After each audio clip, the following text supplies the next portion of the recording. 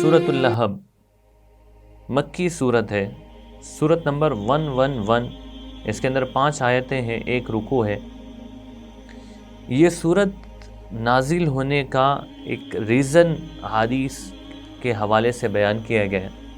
آپ علیہ الصلوۃ والسلام پر جب یہ آیت نازل ہوئی، وَأَنذِرْ عَشِيرَتَكَ الْأَقْرَبِينَ، اب آپ اپنے رشتہ داروں کو ڈرائیے، اللہ رب العزت کی توحید بتائیے، سمجھائیے۔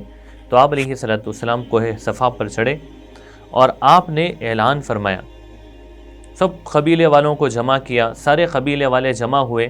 تو آپ علیہ الصلوۃ والسلام نے ان سے کہا کہ اگر میں یہ کہوں کہ اس پہاڑی کے پیچھے ایک لشکر ہے جو تم پہ حملہ کرنا چاہتا ہے، تو کیا تم یقین کرو گے؟ تو سب نے کہا کہ آپ صادق ہیں، امین ہیں، آپ کی بات ہم مانیں گے۔ اس وقت آپ علیہ الصلوۃ والسلام نے کہا کہ میں پیغمبر بنا کر بھیجا گیا ہوں، میں اللہ کا رسول ہوں، میں تمہیں اس بات کی تعلیم دیتا ہوں کہ بتوں کو چھوڑو، اللہ کی مانو۔ تو جیسے آپ علیہ الصلوۃ والسلام نے تعلیم دی اور یہ کہا، تو اس وقت وہاں پر ابو لہب تھا جو آپ علیہ الصلوۃ والسلام کا چچا تھا۔ اس نے کہا تباً لک لہذا جمعتنا، تم ہلاک ہو، برباد ہو، کیا تم اس لیے ہمیں جمع کیا ہو؟ یہ کہہ کر وہ چلا گیا تو سارا مجمع چلا گیا۔ تو اس نے جو تباً لک کہا تھا، اللہ رب العزت نے سورت نازل فرمائی اور کہا کہ ہلاک محمد صلی اللہ علیہ وسلم نہیں ہونے والے، ہلاک ابو لہب ہونے والا ہے۔ یہ ابو لہب جو تھا، آپ علیہ الصلوۃ والسلام سے بہت زیادہ دشمنی اس نے کی۔ ہر جگہ آپ جہاں جا کے دعوت دیتے تھے، حج کے موقع پر جو قبائل آتے تھے ان کو جا کے سمجھاتے تو پیچھے پیچھے آتا تھا اور کہتا تھا کہ ان کی بات مت سنو، یہ پاگل ہے، مجنون ہے، نعوذ باللہ۔ یعنی پوری زندگی مخالفت کرتا رہا،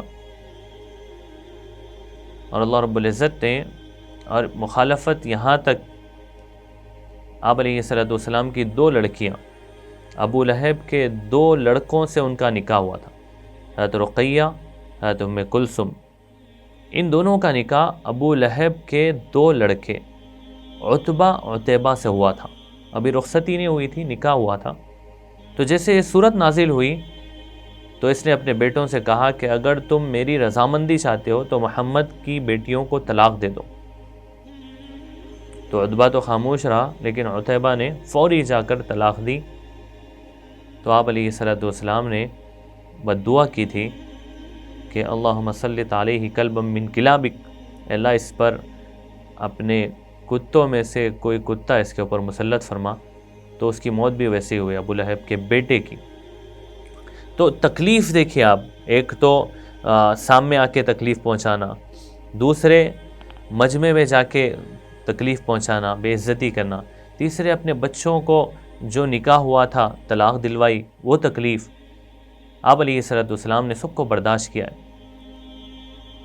اس صورت کے اندر وہی بتایا جا رہا کہ اتنی تکلیفوں کے بعد انتقام کون لیں گے؟ اللہ رب العزت نے انتقام لیا، اور اللہ رب العزت نے پہلے ہی کہا تبت یدا ابی لہب وتب، ہاتھ ابو لہب کے برباد ہو، اور وہ خود برباد ہو چکا ہے۔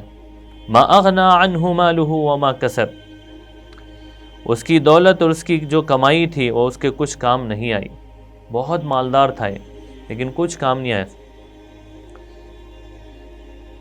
یہ کیسے ہلاک ہوا؟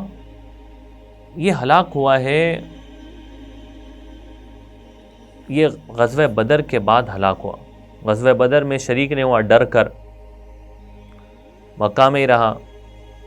غزوہ بدر کے 60 دن کے بعد اس کو طاعون کا ایک دانہ نکلا۔ اس زمانے کے اندر ہتھیلی میں ایک پھوڑا ہوتا تھا، ایک ببلز کے ویسا نکلتا تھا، اور وہ علامت ہوتی تھی کہ یہ اب بچنے والا نہیں ہے۔ تو وہ نکلا تو گھر والوں نے اس کو گھر سے دور کر دیا۔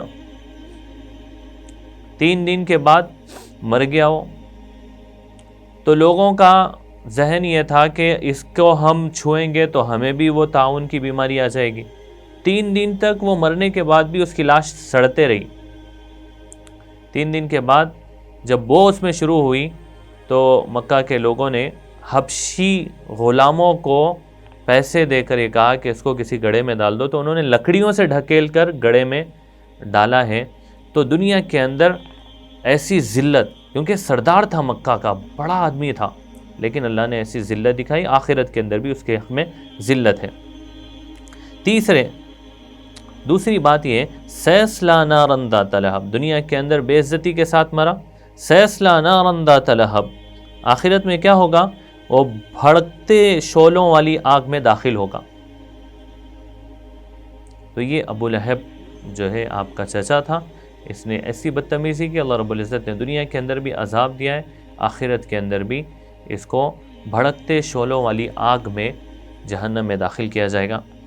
اب اس کے بعد دیکھیے آپ، یہ سورہ لہب کی آیت نمبر 4 اور 5 ہے، اس کے اندر ابو لہب کی بیوی کا ذکر ہے، وَامْرَأَتُهُ حَمَّالَةَ الْحَطَبِ، اور اس کی بیوی بھی لکڑیاں ڈھوتی ہوئی، مطلب یہ کہ اس کی بیوی کا نام تھا ابو لہب کی ام جمیل، یہ بھی بہت مخالفت کرتی تھی آپ علیہ السلام کی، دشمنی تھی۔ یہ راستے میں آپ جب گھر سے نکلتے تھے صبح میں، تو یہ رات میں آپ کے راستے میں کانٹے بچھایا کرتی تھی کہ آپ کو چبھے اور پیر میں چبھ کر تکلیف ہو آپ۔ تو بڑی جو ہے یعنی بدتمیزی کرتی تھی آپ علیہ السلام کے ساتھ، اور آپ کی چچی تھی یہ، آپ علیہ السلام نے اس کو برداشت کیا ہے۔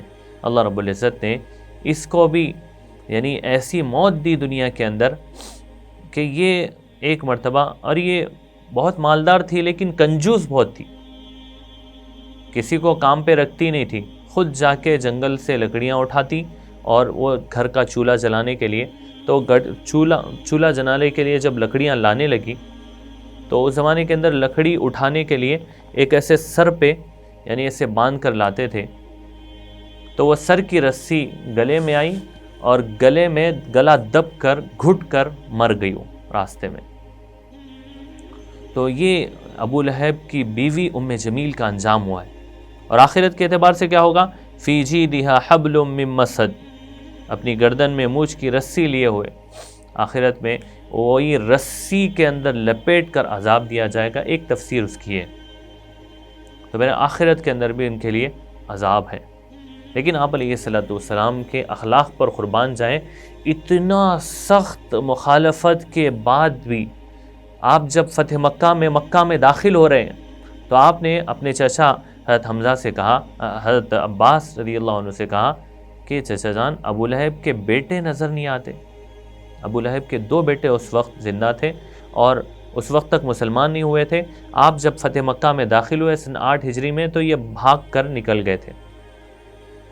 تو آپ علیہ السلام نے عباس رضی اللہ عنہ سے کہا کہ معلوم تو کریں کہاں ہے۔ تو عباس رضی اللہ عنہ نے تلاش کروایا، تو عرفات کے میدان میں ایک جگہ چھپے ہوئے تھے، ان کو پکڑ کے آپ علیہ السلام کے سامنے لایا گیا۔ آپ علیہ السلام نے ان بچوں سے کہا کہ تم اسلام قبول کر لو، انہوں نے اسلام قبول کر لیا۔ تو آپ علیہ السلام نے مجمع میں پلٹ کے فرمایا کہ میں نے اللہ رب العزت سے ابو لہب کے ان 2 بیٹوں کے لیے دعا کی تھی کہ اللہ ان کو ہدایت دے دے، اور اللہ نے میری دعا قبول کر لی۔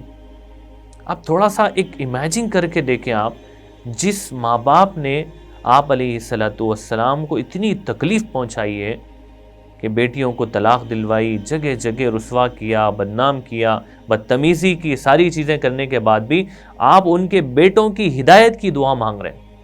اتنا بڑا دل، اتنے بڑے اخلاق، ہم اس نبی کی امت میں سے ہیں۔ یہ واقعہ اور یہ صورت ہمیں میسج دے رہی ہے کہ کسی کی دشمنی پر بھی اخلاق کا مظاہرہ ہو، کسی کی جو ہے بدتمیزی پر ہمارے اخلاق خراب نہ ہو، بلکہ ہم اپنے اندر اخلاق پیدا کریں۔